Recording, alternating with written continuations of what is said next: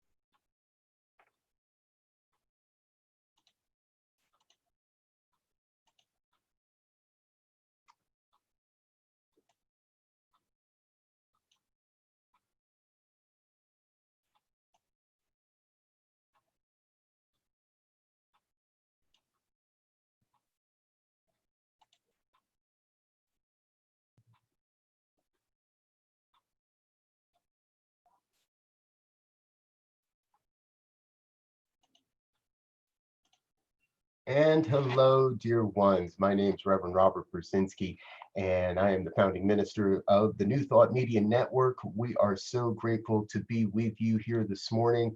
And more importantly, we are so grateful to have the amazing Dr. Barbara Legere with us here this morning as well. She is the founding minister of Temenos, a ministry in the Ukraine, and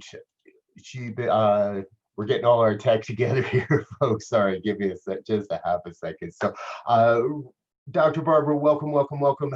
Say hello and just hi. How are you? Whoops, we're still on mute there. I'm great, Robert. Thank you so much for inviting me to share this special day with you and your community. And Yeah, yeah. Thank you for being here. So, folks, 19 years. It's 9/11. It's 11 a.m. on the Pacific time zone. We got a whole bunch of numbers stacking up here, and I'm sure you recognize some of the synchronicities that are happening here. Part of the reason for all this is Dr. Barbara, on 9/11 back in 2001, you had just landed in the Ukraine, correct? yes, at 4 in the afternoon, 9 a.m. New York time. Exactly. So, folks, Dr. Barbara has pioneered bringing the science of mind philosophy to Ukraine, and I know enough about it just to be dangerous. So I'm going to get out of the way here and let Dr. Barbara take it over and share with you a bit more about this amazing ministry and why we're here to celebrate 19 years of great work and ministry in the Ukraine. Please take us away. Thank you so much. You know, often when I'm around speaking in centers and communities and businesses, people say, "How did you get there? What got you to Ukraine?" And there's rarely time to really tell the story. So I'm going to just touch on some of the highlights because, as most of us know, our paths are kind of circuitous. The story really started, when we were wee ones, when some idea was planted in our mind by some amazing aspect of life coming through our parents or our garden or our pets or our neighbors. And that's the way it is with me too. And so I want to touch on some of those highlights, but I want to thank you, Robert, for having this network and for providing a vehicle for people to tell their stories. And as we tell our stories, of course, we learn about ourselves. So that's always a great thing. Um, Arriving in Ukraine on 9/11 told me right away that the work that I'm about to do in Ukraine is very powerful and strong and needed. And on that day that I arrived, I didn't know about it until we got home from the airport. So it was about 8 at night.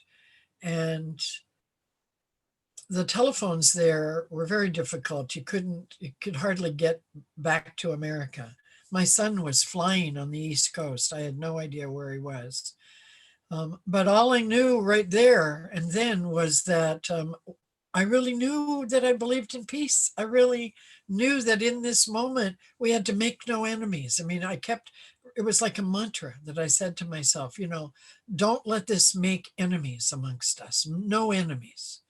And the next day I had radio and television and newspaper interviews, and everyone there was sure that World War III was about to start. And I was sure that this was a call for the whole world at this one moment where we're all focused on what could have been war, to all focus on peace and to learn how to back up and pause and have a correct way to respond to the situation. So my life purpose has been about peace since I was a little kid. This morning we had peace talks in Ukraine. It's something we're starting to do every month, and the community gathered and we just shared our thoughts about things. Today it was about peace. And I remembered that as a little girl, I lived on a big farm that was founded by my pioneer ancestors. So I've got that pioneer blood. And we were English, but my father was French. And the village at the bottom of the big hill, the road, the North Road, where all the big farms were, was a village populated by French people with many children, Catholic families. And we were English families. And those French people worked for us. And I always, from the youngest age, I started living on the farm where my mother was born. I started living there when I was like 8, 7. And there was something wrong about that system. I kept saying, why can't we play with the French kids? And there was a division there that somehow I understood was not our true nature. By the time I was 13, they were my friends. I learned French playing down in the village. I had my first kiss from a French boy. And I was just intrigued by the different cultures that we shared. And so I could see that my life pattern was already getting established. And throughout my life, I've noticed that I like challenge, I like adventure, I like risk, I like learning, I like bridging those cultural gaps. And I like taking on seemingly impossible tasks. And I've done several of them in my life. And I have loved my life, and I love it now, and I love life. And it is not easy. It's still not easy. I am anywhere from being a paragon of peace. Peace Pilgrim is one of my heroes, and I read her little book every day about the commitment to remove from your mind those things that don't serve your intention to be peaceful. And in Ukraine, when the war broke out 6 years ago, what came through us was a program that's called Peace First. And the whole time I've been in Ukraine, I've been like learning how to be in another culture. But in the beginning, I didn't know how to do it. Grisha said to me, my interpreter, he said to me, how nice it is you came here to teach us about peace and love. It'd be really great if you had some. And I was like, ugh. But in fact, he was right. I had it in my head. I had it in my heart to do, but I wanted to control it. I felt like I had something they didn't. And I, on the North Road, was going to give it to them in the village. I didn't know I felt like that. That was a revelation to me, not a very pleasant one. But, the wonderful thing about peace is that the more you practice it, the more able you are to be it with yourself. And so at some point, I was able to forgive myself for the arrogance that I brought there on September 11th, thinking that I could do something that they couldn't, that they didn't know, that they didn't have the rights to, that I was going to give it to them. I think that's the biggest thing I learned in Ukraine is that we all have this. We're all 100% pure divine beings. Everyone has the same ingredients. We're all made from the same infinite source. And peace is a principle. It's a reality, and we all have it. So that's the biggest learning. And then quantifying how to access it, how to lean into it when you're scared, how to have the courage to give up being right or give up being wronged and instead choose to grow to be a more peaceful person. That takes a lot of deep breathing through a lot of experiences. And that's what we have been called to do through Temenos, to bring this teaching. There's lots of peace teachings. There's lots of examples of peaceful heroes. I carried in my hands on the plane 2 very heavy objects on the day that I flew there. They were bronze busts, about 12 inches tall. Those are heavy things. And one was Martin Luther King and one was Gandhi. And I put them in the place that you would see when you walk into my room. And then when we had an office, that's the first thing you'd see. And so I have those heroes. But we don't get to be like Gandhi and Martin Luther King without having the challenges and having to choose it every day, no matter what. So, I'm still doing that every day. You ask my family if I'm perfect. They'll tell you I'm not. I get mad. I think that I should tell them how to raise the kids. I think I should tell the kids why it's important to make their beds, all those things. But more and more, I value being peaceful and being a more loving, kind person than I value being in control, being right, doing it my way. Those are the kinds of things I've learned in Ukraine. And those are the things we're all learning. Otherwise, we wouldn't be here having this conversation, listening to my experience, stimulating your own thoughts about what your experience is. And where are you on the peace train? Where are you on the line to peace breaking out in your life? I have a vision, and I've had it since I first joined a science mind community in Santa Rosa 28 years ago or something.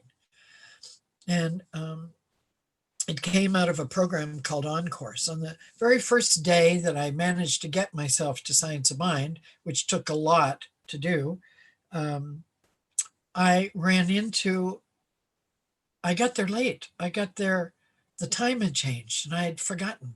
And so I arrived as everybody was leaving and I went, see there, I'm not supposed to be here. And I wanted to run because I didn't want to face myself. And some wonderful person saw me like a deer in headlights, I must have looked. And he came up to me and he said, hey, I'm so glad you're here. I bet you forgot the time change, huh? Here, let me show you to the coffee. And he took my arm, and before I could resist or pull away, he said, now here's this and here's this. And suddenly I felt like, life had caught me and brought me forward. And those things happen when we let them, when we're ready. Life will give us something that guides us forward. And this guy guided me forward, and we ended up talking for a long time afterwards. And he bought me this T-shirt that had the Ram Dass's book "Be Here Now." The cover on the book, on the T-shirt, was the cover of his book. And you remember that purple book? And there was a maze on the front, a labyrinth of sorts. And sometimes life looks like it's just not working, and you're going through your maze. You think you know where the center is that you're headed for. And all of a sudden you feel like you're practically back in the beginning, right back where you entered.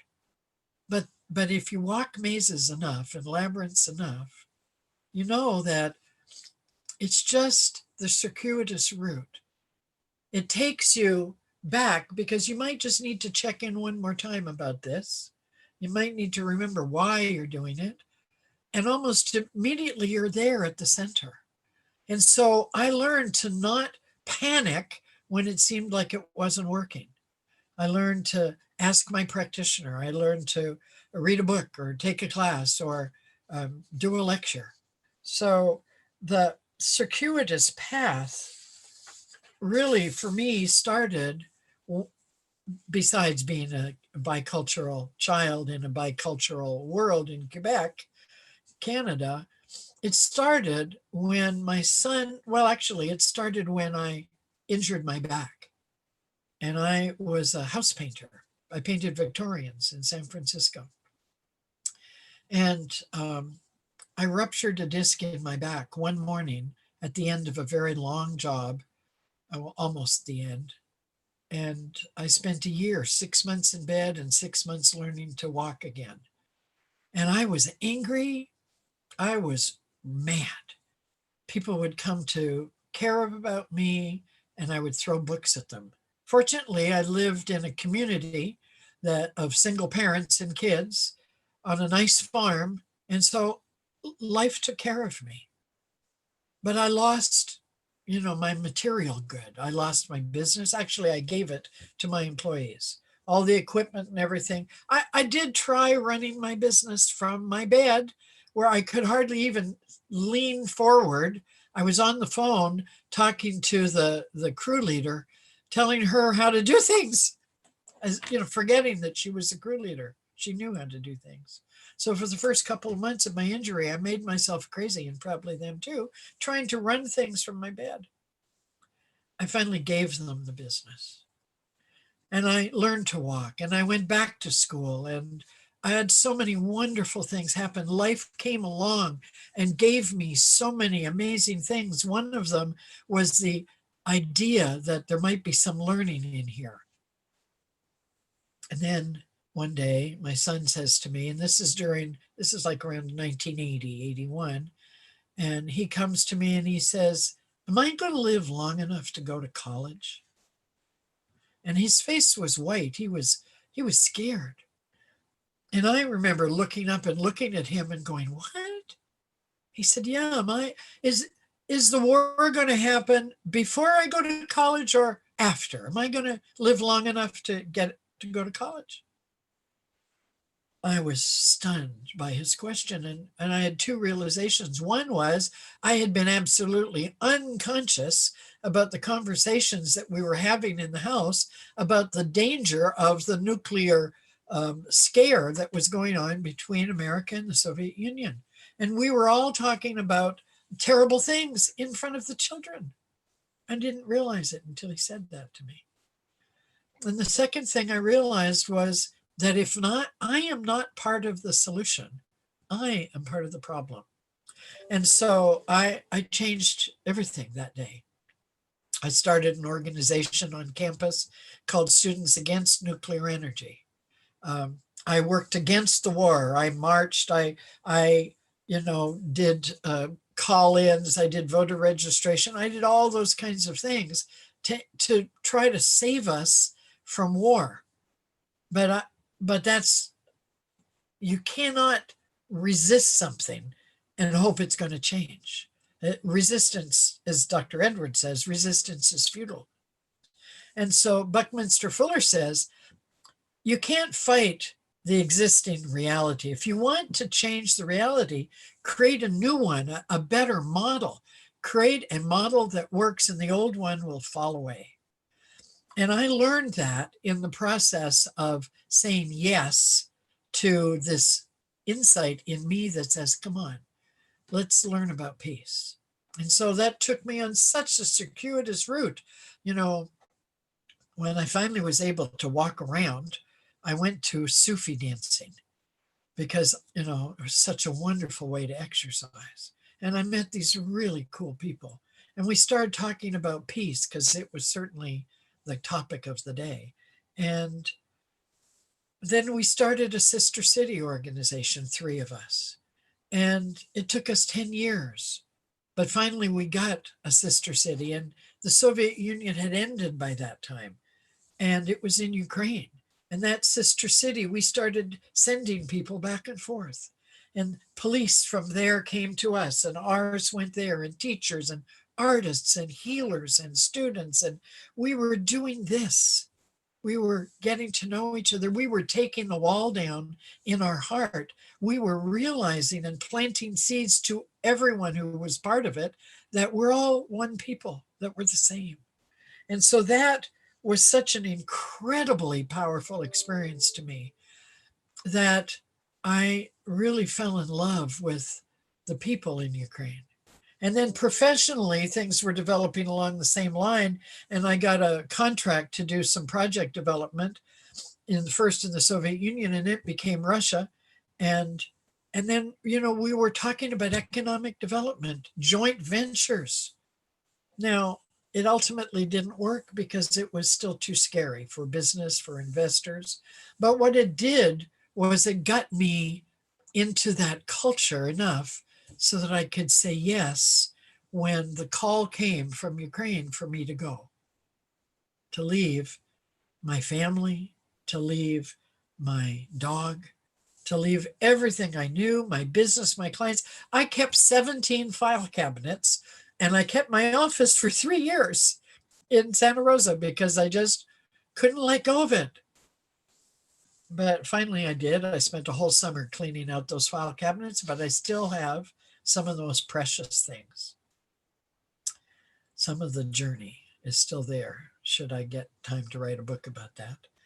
And so here we are in Ukraine then, starting on September 11th, and now it's been 19 years. And over the course of those 19 years, we've made significant impact on the culture of the people who have been in touch with us, which is over 10,000. We did a calculation not too long ago. How many people have we had direct contact with? That's a lot of people. It's wonderful. And we've trained 27 practitioners. We have 10 who are remaining. And we have taught numerous classes. We've had 16 conferences where we moved all the material by train, and lots of Americans and Canadians and Europeans have joined us. And we've been mixing our cultures up. We have been having people really know that we're all born from the same stuff, and we all live on that same blue dot, and we all want lives to be better for our children. And so the more we can build this connection interculturally, however we can do it, the greater possibility we have for peace. Now, I had some wild ideas about peace. One of them was that every country's leader ought to send their firstborn to the country of their enemy and take their firstborn here. Now, I'd be hard pressed to do that myself. But really, if we did that, we'd be 1,000% less likely to think about war, wouldn't we? If our children were living in the home of the leader of the enemy. And then I thought, well, maybe it would be better if we just played hockey instead of have war, or volleyball. There's 1,000 ways we can get to peace. But it takes having more inspiration for what's possible than it does for what we've said so long. Well, war is inevitable.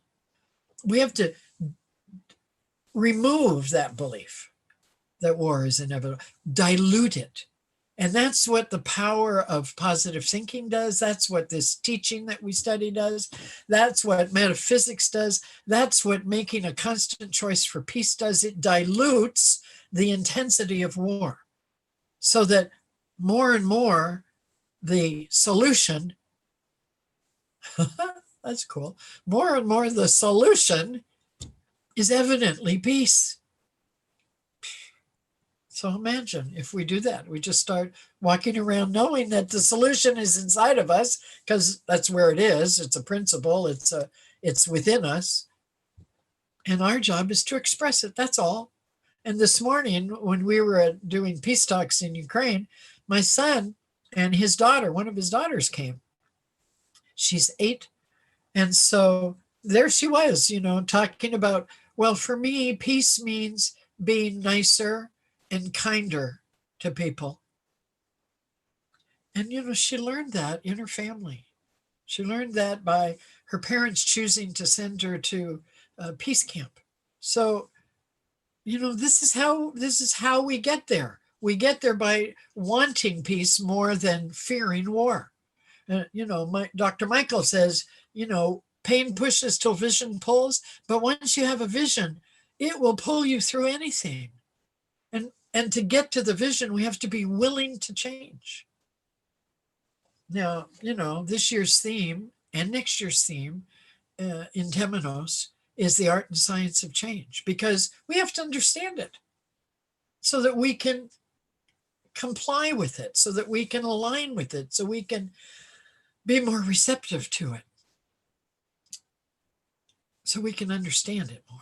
So for 18 years, Temenos has worked with this focus of peace and has had one organization, that Temenos East, that teaches, that has classes, that builds community, that does rituals, that does events, that celebrates equinoxes and does support groups and study groups and service activities to the aged and the homeless and those kinds of things.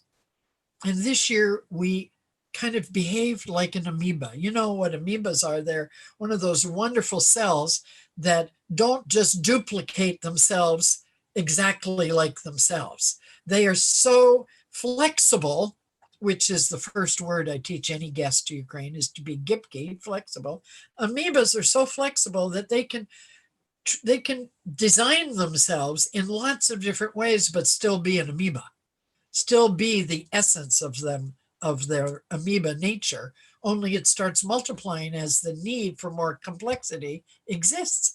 Well, that's what Temenos is doing right now, because we've just done that first split, and there's probably going to be many divides as we grow and grow and grow, so that we can respond to the culture the way it is, with the priorities that it has. So the changes that we've gone through in the past year have been an answer to prayer. They don't always feel like that when they first come, because we have to let go of control. But now the practitioners, or a good portion of them anyway, have formed a collective to manage our basic program, our ongoing program.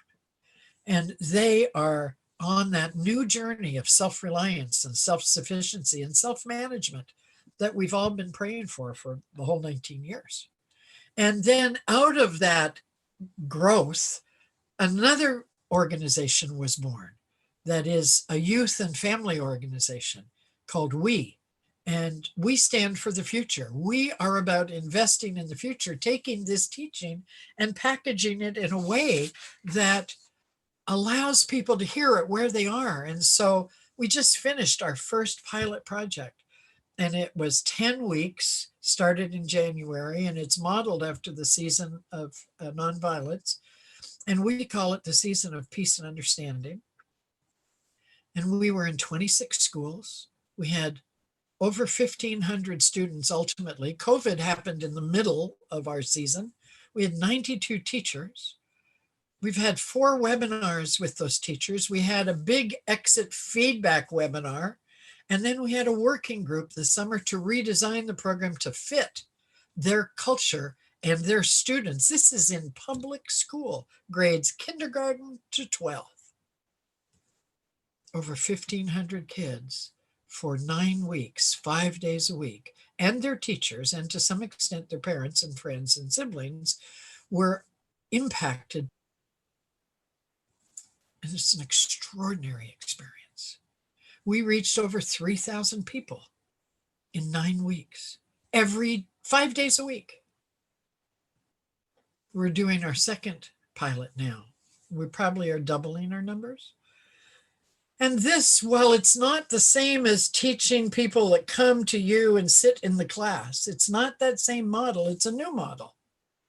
It's a model that I remember being in Chicago at a conference, a CSL conference, UCRS at the time, that was taking it to the streets. And I remember thinking, gosh, I need to understand this. Well, I think I'm beginning to understand it, because that's what we're doing. We're taking it to the people where they're at in a language they can understand, in a way that they can integrate, and we're planting seeds. And the feedback has been so affirming. When you hear the teachers saying, I notice a different look in the eyes of the parents and the students when they're in class together. Or the kids are starting to be able to speak their emotions out loud and not be afraid to say, I didn't like that, or that hurts my feeling, or I feel scared. They're navigating school life better. There's more joy in the classroom. We like this program. Those kinds of things are the kinds of things we all want in our youth and family programs, right? So we stand for the future. We are a next generation and beyond organization. CSL is, Temenos is, and Temenos Ukraine is too. And what does that do? It contributes to the world that works. It contributes to that next generation that believes in peace. I wish you could have heard these young people. We have 2 new people working with us. They're 20 years old, and they're beginning college students, and they're translating, and they're doing our social media. And we're so blessed. We're blessed with the support that people have given us for 19 years.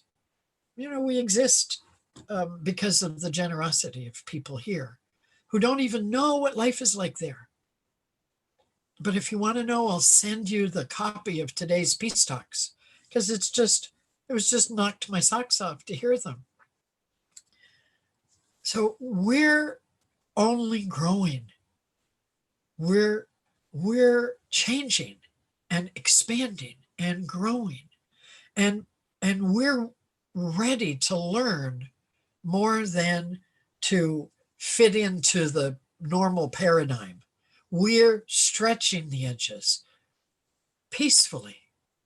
And where it's not peaceful, we wait and we just be peaceful. We don't resist. We don't blame. I mean, we all do, of course. We forget, and then one of us says, take a breath. Because peace first is a very simple system. At the first sign of any disruption of the force, any kind, fear, anxiety, blame, guilt, just take a breath. And that breath is enough for your body to feel and for your brain to then remember to choose peace. If you decide to today, you can Do that tomorrow or in an hour when you walk somewhere and somebody cuts you off or says something. You just take that breath. Oh, yeah, I'm choosing peace. I'm going to be, like Faithy said, I'm going to be a kinder person. I'm going to learn, because when I react, I'm not learning. I'm just acting out of my old self. But my new self is 21st century self, knows that peace in our lifetime is possible. That's where I want to live. And my whole life now is changing too. I mean, I still go to Ukraine, and Ukraine will be in my heart forever. My resume says Canadian passport, American green card, Ukrainian soul. So I am bonded and connected there. But really, what my work is about now is weaving what we've learned and do there back in over here, um, doing peace first trainings. We're going to be doing 2 or 3 on the 21st, the World United Nations International World Day of Peace. CSL has got a huge program, and we're encouraging centers all throughout CSL to do some kind of peace activity. We're going to be doing peace first trainings. If you're interested, let me know, and it's free. Just come and learn how to respond with peace first, because that's the commitment that it's going to take. And what we heard today, we heard what people's hopes are. It gave people today, in our peace talks today, it gave them hope to hear each other talk about what sustains an individual's commitment to choose peace first. How we can believe that peace is possible when you look at the world and it seems to be falling apart. But I think it was Dr. Kathy who once said, things are falling together by appearing to fall apart. What if we could believe that all the time? We've given ourselves permission, our staff in Temenos, that if one of us has fallen out of peace in some way, we give permission for somebody else to say, hey, let's take a breath together. Let's do that. And we go, oh yeah. And I haven't always liked it. I still go, don't tell me that. I know that. But I'm really grateful. And so peace is a principle that lives within each of us, every one of us, and everyone we know, and the people we like and the people we don't like. And our organization is designed to create a world that works for everyone. And we have to do that in the way that works for each of us. And that's not going to be a cookie cutter system. We all have a piece of the puzzle. And our job is to give our very best to the peace that we have, and see the peace in others, and recognize it and support it, and teach our children. That's an old song. Remember that song, Teach the Children? Well, that's our work to do, is to be the grown-ups that create the spaciousness so these new outrageous kids can get what they need to match what they already know, what's wired already in them when they're born, because of our consciousness. Their consciousness is greater. And our job is not to try to make them the way we think it should be when you do this and this and this and this. We need to put ourselves together. So I can't tell you how excited I am to be alive at this point in time. I'm so grateful that I still have the energy of a horse at 73 years old. I feel like I'm beginning the 3rd stage of my life. And so peace in my lifetime is here. I am firmly planted in it. I believe that putting peace first is something I want every fireman, policeman, teacher, hospital worker, nurse, doctor, parent to know how to do. So remember, at the first sign of distress, take a breath. It will remind you to choose peace. And then trust life will bring you what you need. And then just step back and go, oh, thank you. Because we are so blessed, always. And If you want to join us, there's lots of ways. You can volunteer. There's 100 things you can do from home. You can pray. You can send us printers, or you can come and teach, or you can send money, or you can do almost anything. We welcome you if this moves you. So I thank you for this time. I'm grateful to have had this time with you. And I'm really grateful for Robert and his vision that lets me be here with you. And I support your visions too. Namaste. Namaste. Thank you, thank you, thank you. Isn't that amazing, folks? So love being in the presence of this dear ambassador of peace, global peace activist. And we have something special we want to share with you. So real quick, I'm going to do a screen share here. If you enjoyed what you're hearing here today, this is part of the New Thought Media Network, and we're going to be presenting Putting Peace First every Friday beginning October 2nd. So just in a few weeks, every Friday, October 2nd at 12 noon Pacific time. Dr. Barbara is going to be with us, and we're going to have an opportunity to be together and hear more of this amazing wisdom and create a movement of peace together. New Thought Media Network is part of the Centers for Spiritual Living. We're doing the Heart of Peace meditation now on Friday mornings, and then a little bit later, and I'm facilitating that, and then a little bit later, Dr. Barbara is going to be with us, and we're going to talk about peace, and we're going to put peace first. So, dear one, thank you so much again for being with us and share. We're doing a little bit of a technological juggle today, folks. So Dr. Barbara wasn't able to see your comments, but I'll tell you that everybody is giddy with comments in the Facebook group. So I hope you can save them somehow. they'll still be there because the replay of this will be here as well, folks. So invite your friends to check out a replay of this or start a watch party somewhere. But we know we've run a little long today. We want to say thank you again to Dr. Barbara, and thank you to everyone here that's a part of being a part of the New Thought Media Network. So we're going to get out of here for now, and we will see you again real soon here with more. Until then, peace and blessings. Bye now.